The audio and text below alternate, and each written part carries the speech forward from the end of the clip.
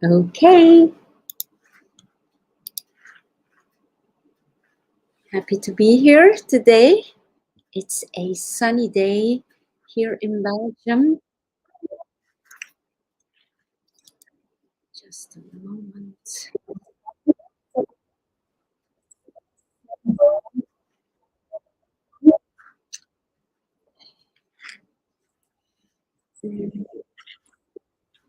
Just a moment. I'm just hearing myself double because I'm live on Instagram too, and I have to mute myself there.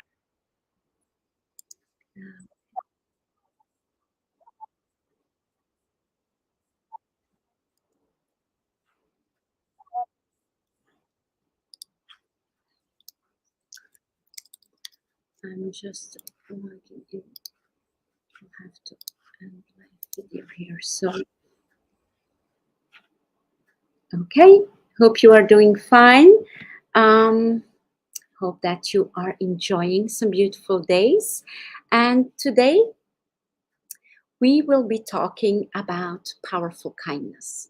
We will be talking about what it is exactly, powerful kindness, and why it is important that for the next year we can lead with powerful kindness, how it can help us on a personal level, and how it can help us for the people around us, for our life around us, and on a larger level, you could say.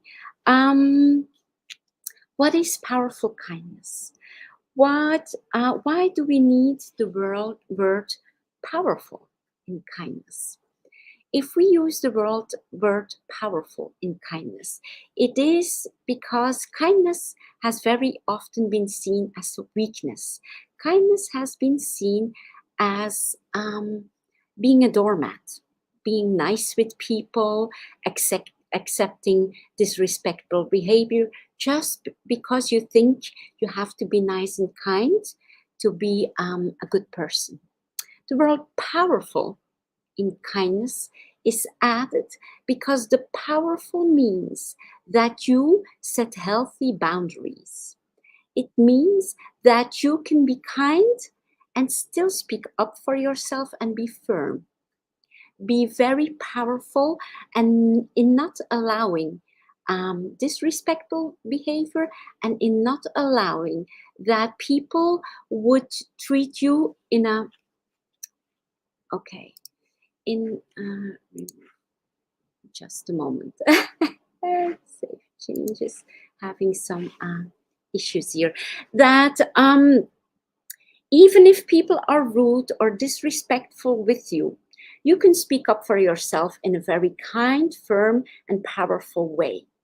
That is what it means. That's why we need the word powerful with kindness.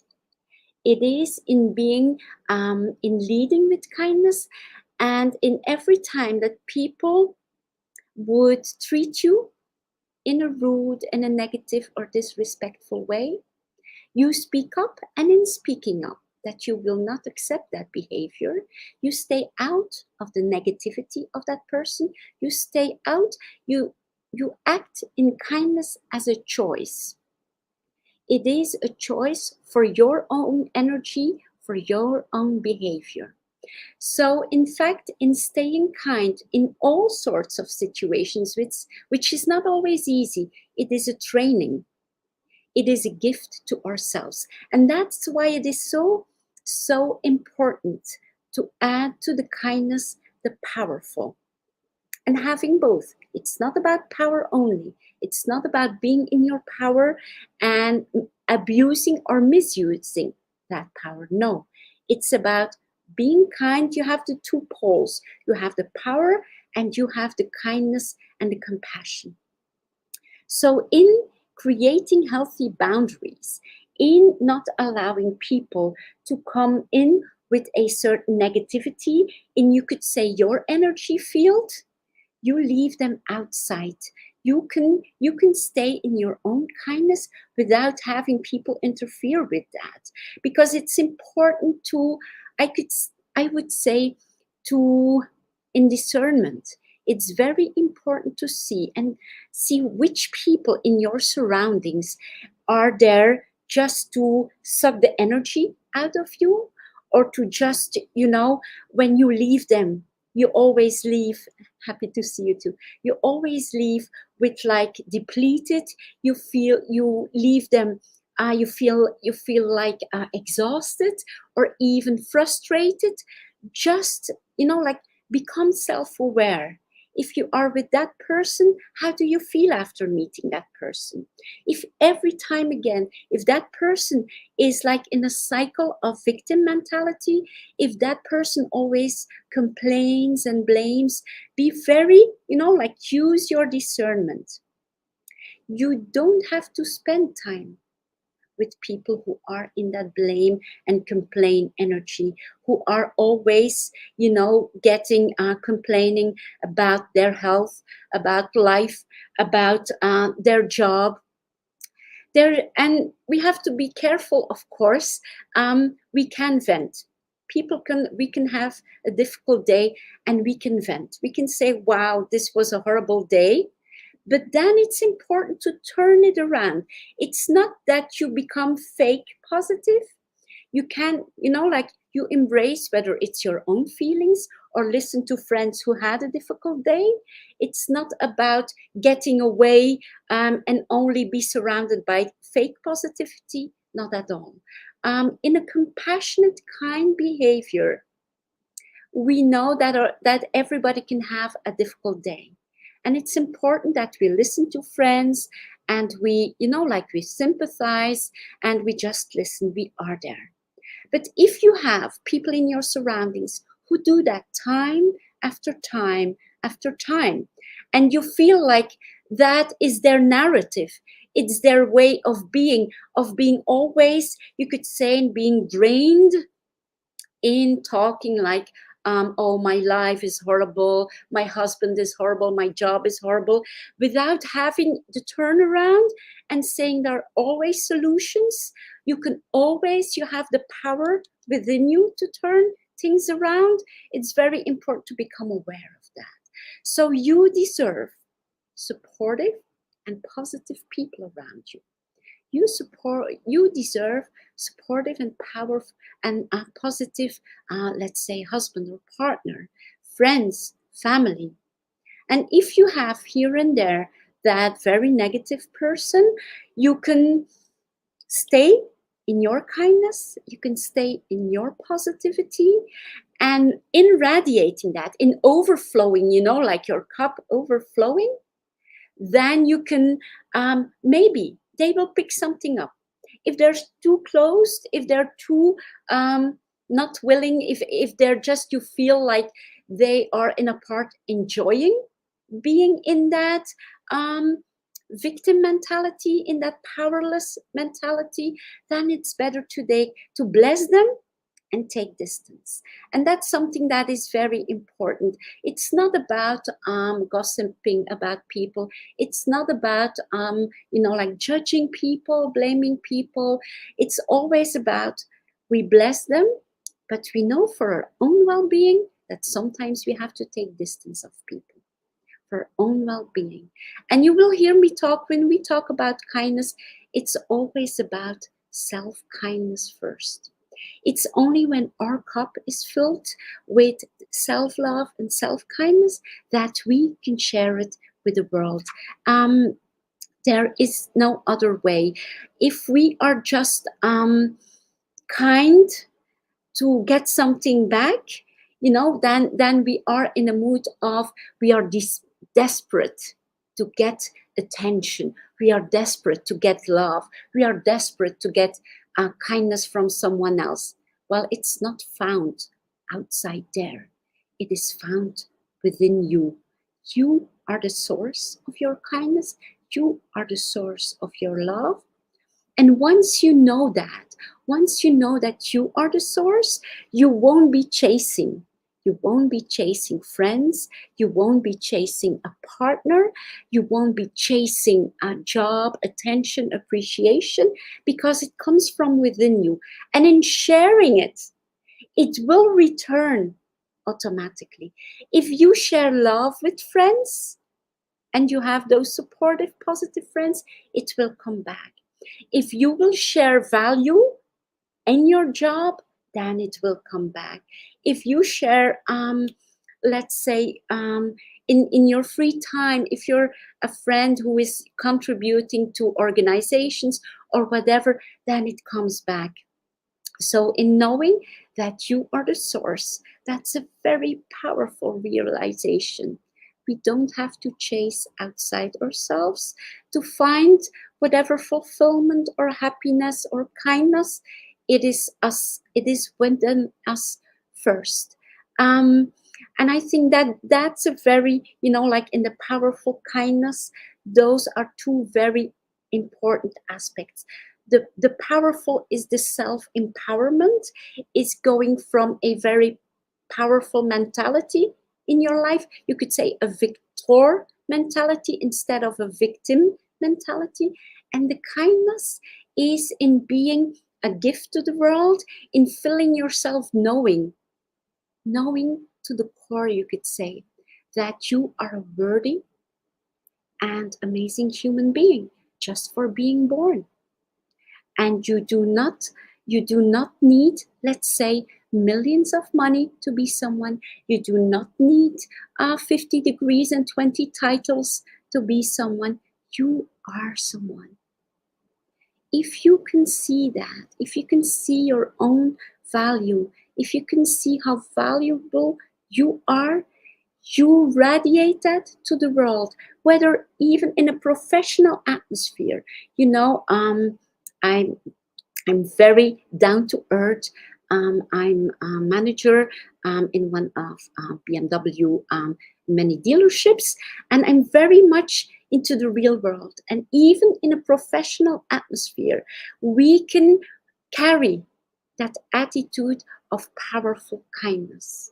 You do not to keep that only in your personal life. And I think it's just in all levels, even if you're at a grocery store, even if you're at work, to carry that attitude of powerful kindness, to know that so that people can feel that you are powerful, that you stand in your power, that you are firm, that you will not be a doormat, that you will speak up, but in a kind and gentle way, in a dignified way.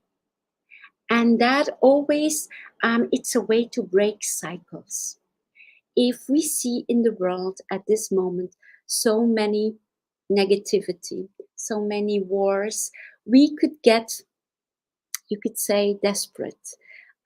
We see so much darkness in the world, and you might get hopeless and say, Barbara, well, what can I do? I'm just a simple person in some part of the world. What can I do? And I would invite you to not get hopeless. I would invite you to not get in despair, because let's look at the darkness as an invitation for us to be the light, for us to lead by example. And maybe you say to me, well, Barbara, lead and lead in the world. I'm not a leader. Yes, you are. All of us, we are all leaders. Whether you are a parent, then you're a leader at home. Whether you are at your job, then you lead by example. Whether you go, to the store, wherever, you are a role model.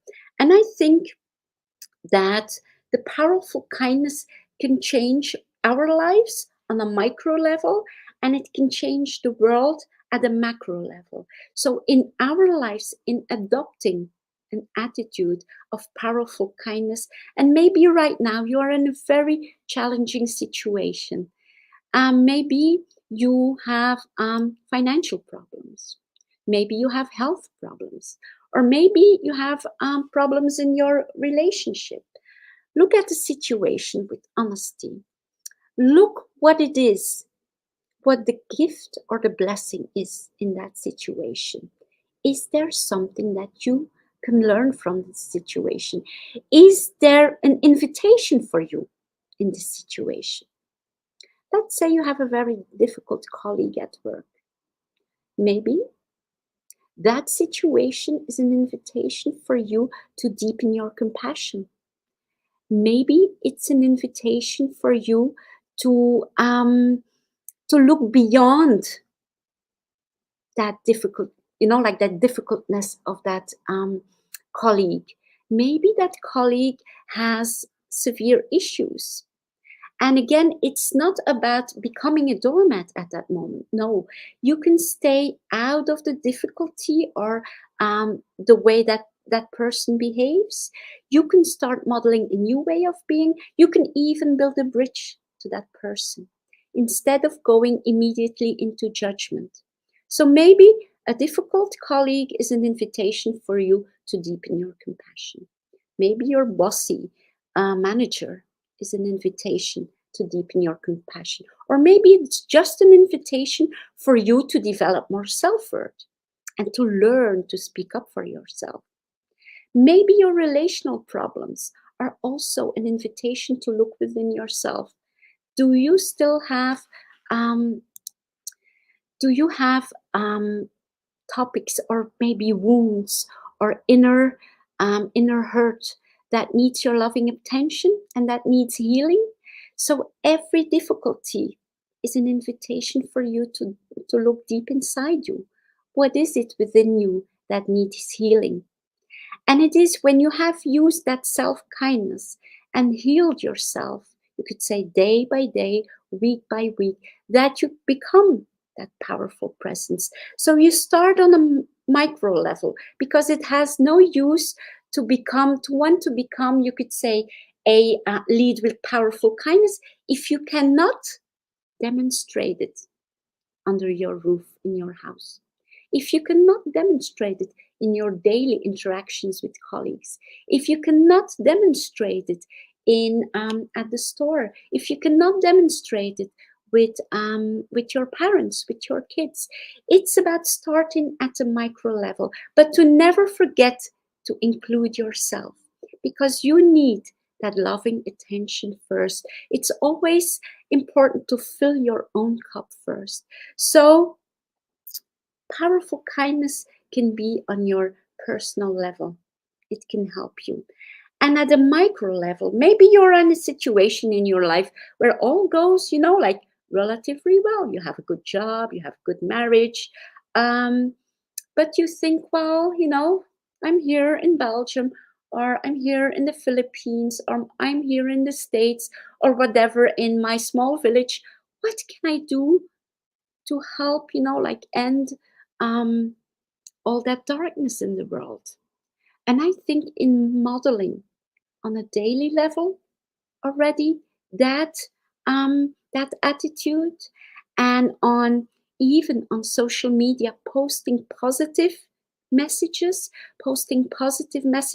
with a depth and messages of hope, leading in every interaction, not judging like this is wrong, this is right, and adding to the, you could say, the upheaval that is already present.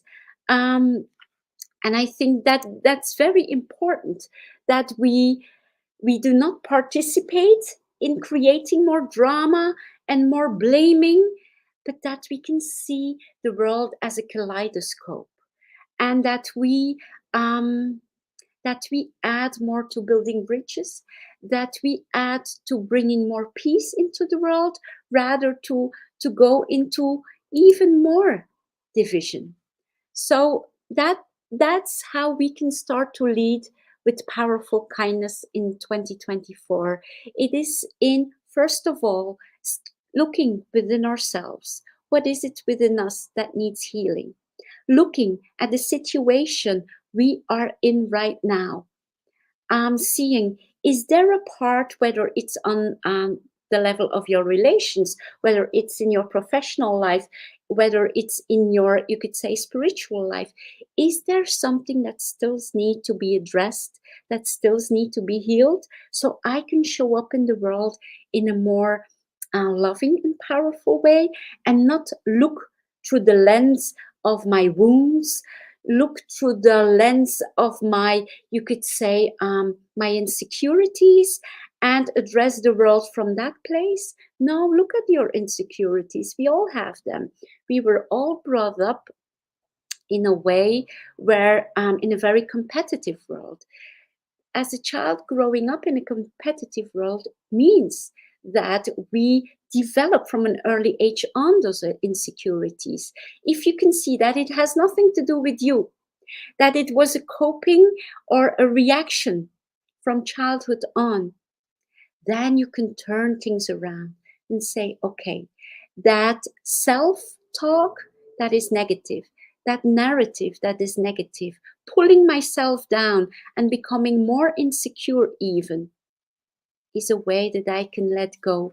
I think that's important, that you that yes, it can be re-listened afterwards. There will be a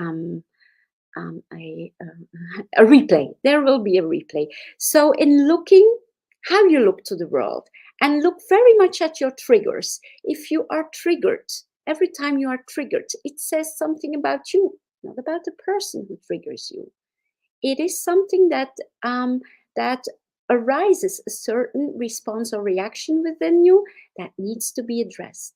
So the more you show up in the world with your healed, your full, you could say your holistic version of yourself, the more you are an example for others, the more you are a blessing presence for others, the more you are a healing presence for others, the more you bring peace in every room you enter, the more you radiate an energy which becomes natural. It becomes your nature to show up in the world with a loving kindness, but yet that people feel that you are very calm and centered, that they cannot fool around with you, that you will not respond, that you are emotionally mature enough to not get in to every upheaval, to every confrontation, that you can stay out of it. Because you have to know, to have a fight, to have a discussion, you always have to be two. So if somebody is provoking, take a breath, pause, and then look at what's happening really. That person is expressing a frustration. That person apparently is very emotional, is very, like that upheaval of emotions. And don't let yourself be tempted to be drawn into the emotional discussion. Stay outside of it with a compassionate way. So I think that's something we have to remind ourselves of. If we show up in 2024, when you have your goals written down for 2024, often we set goals and we have this entire list, but never forget, instead of a to-do list, to write down, who am I going to be in 2024? How will I be showing up? Will I be showing up as the best version of myself? When I enter a room, will people be happy and grateful that you're there? Will they appreciate your presence because they know what you bring into the room is positivity, is love, is kindness, is peace? And of course, we all have our difficult days. And I think those are very interesting days. I have them. I have them many times, especially when, like your plate is full, there's a lot to do. But then you can simply say to yourself, well, that was an interesting reaction. What happened here? What really happened here? But always with a kind of gentleness and a kind of kindness, looking to yourself, not judging yourself. I think that's important, to always come back to a place within yourself that you're centered, to look to from in the early morning on, when you get up, to connect with that kindness within yourself, to connect within that centeredness, calmness, and find your way. Maybe for you, it's praying in the morning, it's meditating, it's reading a text, but making sure that you set a powerful intention And my most powerful intention that I set in the morning, because my days are fully packed and very busy, I would start my day and say, whatever comes my way today, I will deal with it with grace and ease. And that's very important, because we know life can be hectic, life can be stormy, life is not perfect, and yet perfect in all its imperfections. And being prepared for rough days makes you a lot calmer, because the storm can come. There's no, we are not entitled to have no storms in life. They just come. And then it's up to us. How do we deal with the storms? How do we grow through the storms? Do we become a more skilled captain in our lives by facing the storms, by not running away, by not complaining that there's a storm again, by not blaming the storm for having high waves? No, just see, okay, this is a storm, this happened before, I can learn from this and move on. So that was practically, you could say, my insights on how in 2024, when you are setting your goals, your main goal, let this be your main goal. How will I show up in 2024? Well, I show up with that powerful, kind radiance. Will I show up with entering a room where people are truly, like happy to see you, where you bring a vibrancy and enthusiasm, where you take the time to recharge your batteries, to always be able to show up with that enthusiasm. Look what brings you that joy. Look what gives you, like zest for life, because you deserve that. You don't have to exhaust yourself for others. You don't have to exhaust yourself for a job. No, find that balance. Find that balance. And in finding that balance, in finding the joy, that's how you will show up. So I hope this was useful.